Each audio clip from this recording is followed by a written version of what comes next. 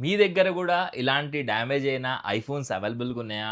అయితే వరీ అవ్వాల్సిన అవసరం అయితే లేదు. ఒక్కసారి మన కిందున్న నంబర్ కస్టమర్ కేర్ నంబర్‌కి కాల్ చేసేసి బ్యాక్ గ్లాసెస్ పోయినా, మీ డిస్‌ప్లేలు డ్యామేజ్ అయిపోయినా, అదేవిధంగా బాడీ స్క్రాచ్ అయిపోయినా అండ్ వీటితో పాటు బ్యాటరీ ఇష్యూస్ ఏదైనా వచ్చినా మీకు, మదర్ బోర్డ్ రిలేటెడ్ ఏదైనా ఇష్యూ ఉన్నా, పానిక్ ఇష్యూస్ వచ్చిన మొబైల్స్‌లో, అన్లాకింగ్ ఇష్యూస్ ఉన్నా మననైతే కాంటాక్ట్ అయిపోండి.